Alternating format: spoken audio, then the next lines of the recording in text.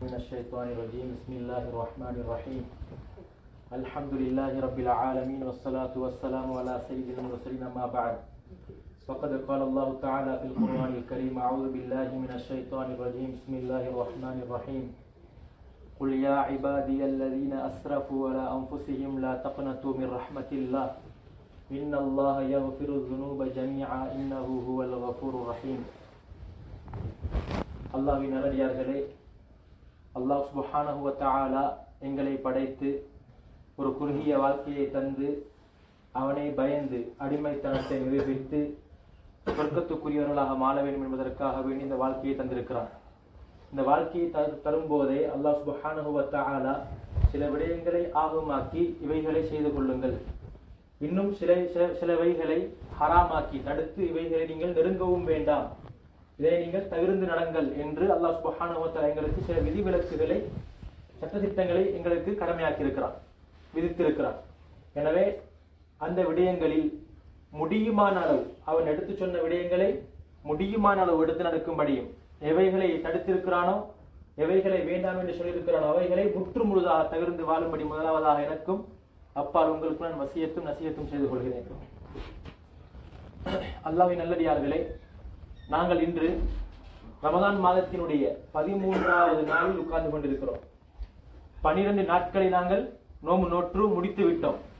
அல்லாஹ் சுப்ஹானஹு வ தஆலா இந்த நோம்புடைய நாட்களை சொல்லும் பொழுது என்ன சொல்கிறான்? ஐயாமம் மஅதூதாத், கை விரல்களால் எண்ண முடியுமான குறுகிய கொஞ்ச நாட்கள். நான் உங்களுக்கு நோன்பை கடமையாக்கி இருக்கிறேன், நீங்கள் என்னை அங்கி பயந்து வாழ வேண்டும் என்பதற்காக. ஐயாமம் மஅதூதாத், இந்த ரமதானுடைய காலம் எவ்வளவு?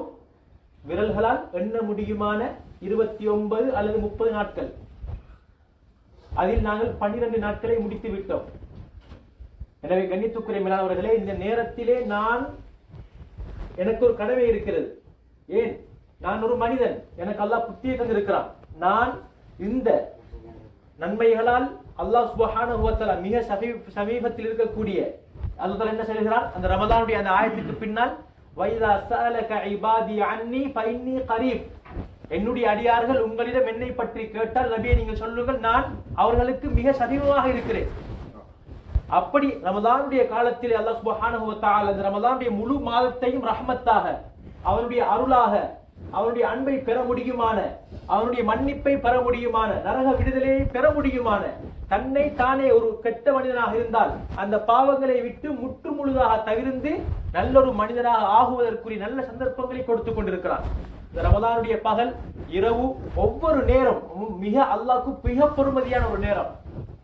ஒரு சுன்னத்தான வணக்கத்தை செய்கிறோமா, அதில் எங்களுக்கு ஃபர்லான நன்மை கிடைக்கிறது. ஒரு ஃபர்லான வணக்கத்தை செய்கிறோமா, அதில் பல ஃபர்லான நன்மைகள் கிடைக்கிறது. குர்ஆனை ஓதுகிறோமா, குர்ஆனுடைய விடயங்களை வழங்குகின்றோமா, சுப்ஹானல்லாஹ், அல்லாஹ் எங்களோட எவ்வளவு இரக்கமாக இருப்பான். எந்த அளவுக்கு சொன்னால் கண்ணியத்துக்குரிய மேலானவர்களே, வைதா குரிஅல் குர்ஆனு ஃபஸ்தமிஉ லஹு வ அன்சிது லஅல்லக்கும் துர்ஹமூன். இந்த இடத்துல நாங்கள் ஒரு இடத்தை கேட்டுக்கொள்ள வேண்டும். அல்லாஹ் இந்த குர்ஆனை செவிப்படுத்தக்கூடியவர்களுக்கு கொடுக்கக்கூடிய பாக்கியம்.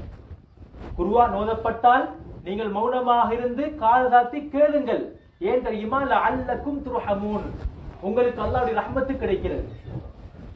குர்ஆனை கேட்கின்ற மனிதனுக்கு அல்லாஹ்வுடைய ரஹ்மத்து கிடைக்கிறது என்று சொன்னால், குர்ஆனை ஓதக்கூடியவருக்கு அல்லாஹ்வுடைய பெருமதி எவ்வளவு இருக்கும்? मेरे प्यारे दोस्तों, अल्लाह सुब्हानहु व तआला हमको सबको कुछ दिनों का जिंदगी दिया है. इसमें हम अल्लाह का अहकाम को कौन अपना जिंदगी में ले रहा है, कौन बंदा जो अल्लाह ने ना पाक करार दिया है, हराम करार दिया है, इस चीज को कौन उसका जिंदगी में हटकर कौन जिंदगी कर रहा है, जिंदगी गुजर रहा है, इस तरह देखने के लिए इस दुनिया को हमने भेजा है. अल्लाह सुब्हानहु व तआला रमजान के महीने के दिनों का किस तरह बता रहा है? अय्यामुम मादूदात, कुछ दिनों हैं, आपको गिन सकता है. इतना बहुत कम दिन है रमजान का महीने का दिन. इसमें हम 12 दिन गुजर गया, खत्म कर दिया. हम अभी सोचना है इस 12 दिनों में मेरा आमाल कैसा था, मेरा ताल्लुक अल्लाह के साथ कैसा था, मैं कितना कुरान का जुज़ू मैंने पढ़ लिया, कितने तरावीह मैंने नहीं छोड़ा, फर्ज नमाजों में कितना नमाज मैं नहीं छोड़ा, इस तरह हम इस टाइम में सोचना चाहिए. क्यों? इंसान का मतलब सोचने वाला आदमी है, सोचना है. जानवर किसी दूसरे मखलूकात से इंसान क्यों तमीज होकर अच्छा बना रहा है? क्यों? उसके पास अक्ल है, उसके पास दिल है, वो सोचेगा. मेरे प्यारे दोस्तों, अल्लाह सुब्हानहु व तआला हमको ये रमजान का महीना दिया है. रमजान का महीना का पूरा पूरा अल्लाह का रहमत है, मगफिरत है और दोज़ख से दूर होने के लिए, मांगने के लिए हमको ये अपॉर्चुनिटी है, फुर्सा है. अल्लाह सुब्हानहु व तआला रमजान का महीने के बाद क्या बता रहा है? वइज़ा सअलक इबादी अन्नी फइन्नी करीब. अगर आपसे नबी अकरम सल्लल्लाहु अलैहि वसल्लम से अगर मुझे बारे में, मेरे बारे में अगर कोई बंदा पूछे, उसको बताओ मैं बहुत करीब हूं. उसका मतलब क्या है? हमारे सारे चीजों को अल्लाह के पास तलब कर सकता है. अगर वो कितना भी घटिया इंसान हो, बदतरीन इंसान हो, फिर भी इस रमजान के महीने में वो अच्छा होकर उसका जिंदगी को अच्छी तरह रमजान का महीने में जो जो अमाल होते हैं, फर्ज, नमाज और इसी तरह कुरान तिलावत, ये सारे फॉलो करके उसका जिंदगी को वो अच्छा करे. क्योंकि अल्लाह सुब्हानहु व तआला इतना मेहरबान है, जो गलतियां करके करके करके अभी गलत करने की कोई जगह ही नहीं. इस तरह एक बंदा हो गया, उससे अल्लाह सुब्हानहु व तआला क्या बता रहा है? या इबादियल्लज़ीना अस्रफू अला अनफुसिहिम. எல்லை மீறிய பாவங்கள் செய்து எல்லை மீறிய அடியார்களே, லா தக்னது மிர் ரஹ்மத்தில்லாஹ், என்னுடைய அன்பு கருணையிலிருந்து நீங்கள் நிராசை அடைய வேண்டாம். இன்னல்லாஹ யக்ஃபிரு ذுனூப ஜமீஆ, நிச்சயமாக அல்லாஹ் என்கிற நான் முழு பாவங்களை மன்னிக்க கூடியவன். இன்னஹு ஹுவல் கஃபூருர் ரஹீம், நான் மிக மன்னிக்க கூடியவன், மிக கருணையாளன்.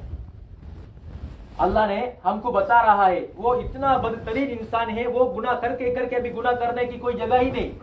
इस तरह एक बंदा बन गया. उससे अल्लाह क्या बता रहा है? या इबादियल्लज़ीन अस्रफू अला अनफुसिहिम, अपने आप को जुल्म करके हद को तजावुज करने वाले, जो गुनाह करने वाले मेरे बंदे, ला तक़नतू मिर रहमतिल्लाह, मेरे रहमत से आप मायूस न हो जाओ. इन्नल्लाह यग़फिरु ज़ुनूब जमीआ, मैं कौन हूं?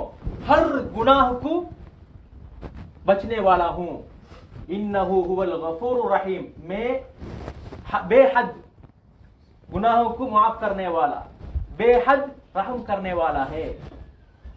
कुरान में रहीम का लफ्ज 115 आया है. 115 விடுத்தம் வந்திருக்குது ரஹீம் என்கிற வார்த்தை. ரஹீம் என்றால் மிக கருணையாளன். குர்ஆன்ல எத்தனை விடுத்தம் வந்திருக்குது? 115 விடுத்தம் வந்திருக்குது. அதுல ஒரு விடுத்தம் நபியோடு வந்திருக்கிறது. அப்ப 114 விடுத்தம் எங்களுடைய அல்லாஹ்வுடைய பெயருடன் சேர்ந்து வந்திருக்கிறது. கஃபூர் என்கிற வார்த்தை, மிக மன்னிப்பாளன் என்கிற வார்த்தை 233 விடுத்தம் வந்திருக்கிறது. இந்த ரஹீமும் கஃபூரும் சேர்ந்து குர்ஆனிலே 71 விடுத்தம் வந்திருக்கிறது.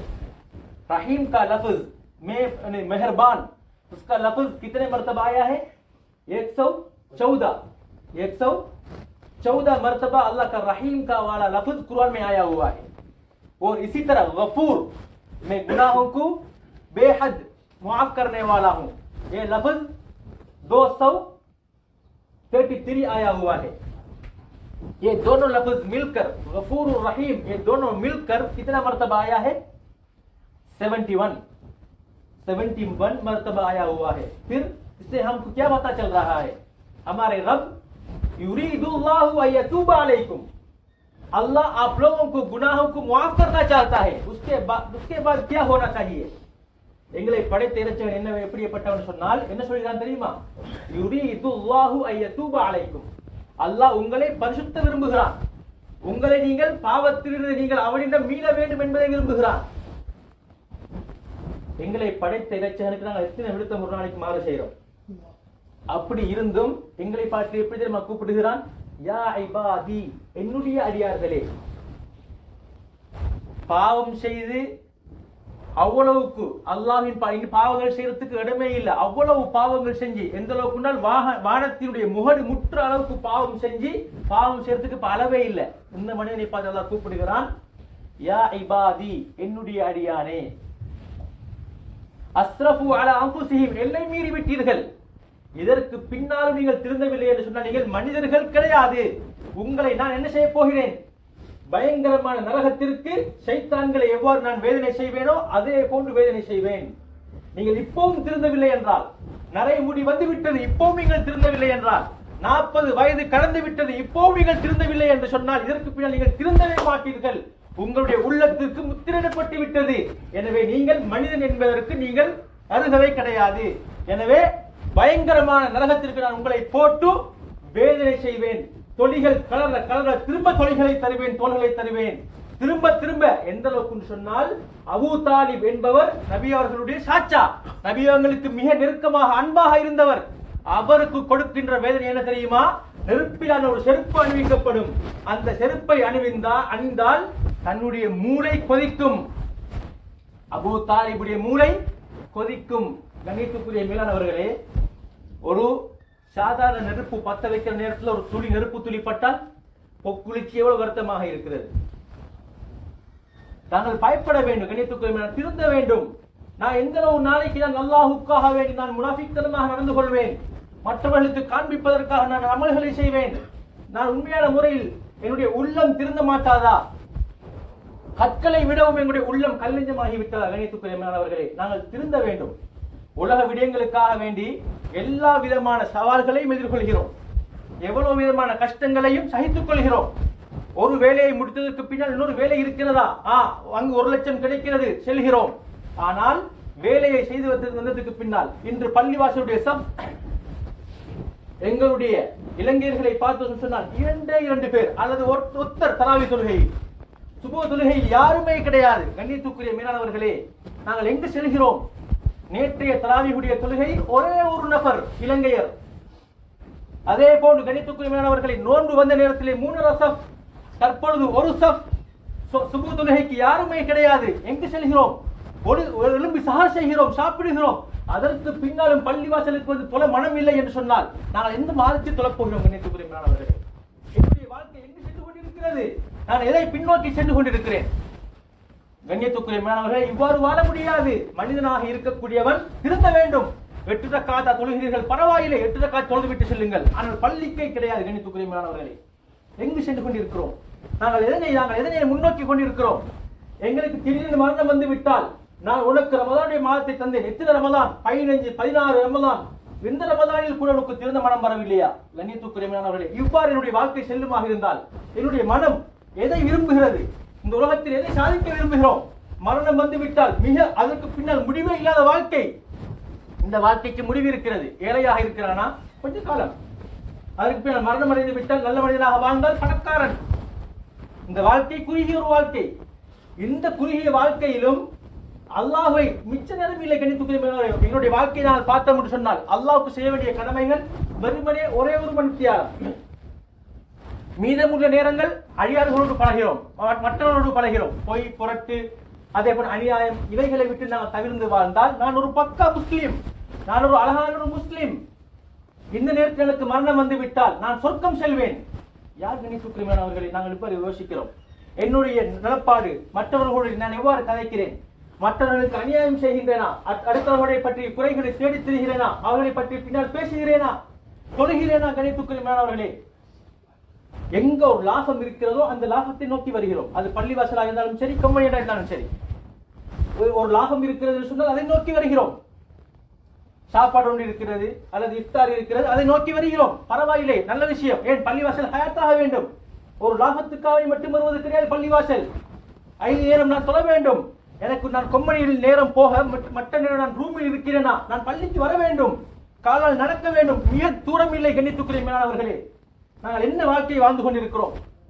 இந்த நேரத்தில் நான் எவ்வளவு கஷ்டங்களை சகித்துக் கொள்கிறேன் உலக லாபத்துக்காக வேண்டி. அதனை அல்லாஹ் ஆகமாக்கி இருக்கிறான். பரவாயில்லை, எவ்வளவு ஹலாலான முறையில் சம்பாதிக்க முடியுமோ அவ்வளவு ஹலாலான முறையில் சம்பாதித்துக் கொள்ளுங்கள். ஆனால் அல்லாஹுவை செய்ய வேண்டிய கடமையிலும் அடியார்களுக்கு செய்ய வேண்டிய கடமையிலும் நான் பக்குவமாக இருந்து கொள்ள வேண்டும். मेरे प्यारे दोस्तों, हम कितने दिन अल्लाह के लिए हमारे जिंदगी में कितना हिस्सा हम लेते हैं नमाज पढ़ने के लिए, 5 वक्तों नमाजों के लिए सिर्फ 1 घंटा और बाकी दिनों में पूरे इंसान के साथ अच्छा हुस्न अखलाक के साथ मेरी जिंदगी गुजारना है, जुल्म नहीं करना है, उसके साथ अच्छी तरह बात करना है। और यही जिंदगी है। अल्लाह ने जो मुझे फर्ज किया उसको फॉलो करना है। अल्लाह ने जो मुझे मुआशरत के साथ किस तरह जिंदगी गुजारने के लिए बताया, इस तरह मैं जिंदगी गुजारना है। फिर इस दरमियान मेरे लिए मौत आ गया, मैं फिर पक्का मुसलमान बनकर मैं वफात पा रहा हूं। जिंदगी, इस्लाम का जिंदगी बहुत सिंपल है। अल्लाह ने जो मुझे फर्ज किया है उसको मैं फॉलो करना है, और बाकी मुआशरत के दरमियान अल्लाह किस तरह जिंदगी गुजारने के लिए हुस्न खुलुक के साथ बताया है, इस तरह मैं जिंदगी गुजारना है बस, और कुछ नहीं है। बहुत आसान है। सहाबियों में सिर्फ कुछ भी अमल नहीं किया, सिर्फ इस्लाम कबूल किया, फिर लड़ाई के लिए जंग में होकर शहीद कर दिया, फिर वो मुसलमान बन गया, जन्नत वाला बन गया। कोई भी अमल नहीं किया, लेकिन शहादत का अमल किया और वफात पा गया, फिर जन्नत में दाखिल हो गया। हमारे जिंदगी में हम अभी 12 दिन हो गया रोजा का, मैं फर्ज नमाजों में कितना मैं अदा किया, कुरान तिलावत में मैं किस तरह मेरा जिंदगी में टाइम दिया। हम अगर कोई फायदा हो, हर जगह हम एक फायदा ढूंढकर हम जा रहे हैं। अगर कंपनी में एक काम कर दिया, फिर एक काम हम सुन रहे हैं, उसमें 2 मिलियन और 2 लाख का उधर सैलरी मिल रहा है, पार्ट टाइम 3 घंटे का काम है, फिर भी हम क्या कर रहे हैं, ये मशक्कत के साथ उस तरफ हम जा रहे हैं। लेकिन हम कमरा में हैं, आजाद शहर के लिए उठ रहे हैं, लेकिन मस्जिद के लिए हम नहीं आ रहे हैं। और मैं मगरिब के बाद, ईशा के बाद कमरा में हूं, इधर तरावी हो रहा है, ईशा का नमाज हो रहा है, लेकिन उसका सोच कुछ भी नहीं है। मुझे फोन कर रहा हूं, कल किधर काम है। मेरे प्यारे दोस्तों, इस तरह हमारी जिंदगी नहीं गुजरना चाहिए, सिर्फ दुनिया के लिए नहीं। ये जो जिंदगी है ये बहुत कुछ दिनों है, थोड़ा जिंदगी है। इसमें एक बंदा फकीर है, ये जिंदगी को खत्म करके वो अच्छा अमल किया, फिर वो गनी होकर ला खत्म वाला जिंदगी में जन्नत में जिंदगी गुजारेगा। इसलिए ये जिंदगी को हम फुर्सा समझकर अल्लाह के अहकामात को फॉलो करके, अल्लाह ने जो किस चीज को नापाक करार दिया, हराम करार दिया, उसको दूर करके हमारी जिंदगी गुजरना चाहिए। इसलिए इसका हम थोड़ा फिक्र करेंगे। ये रमजान का दिन बहुत कुछ बाकी है, इसमें हम अच्छा इंसान बनना है, हमारे सारे गुनाहों से मगफिरत तौबा करना है। इसलिए इस तरह जिंदगी गुजरने के लिए हम सबको अल्लाह सुब्हानहू व तआला तौफीक अता फरमा।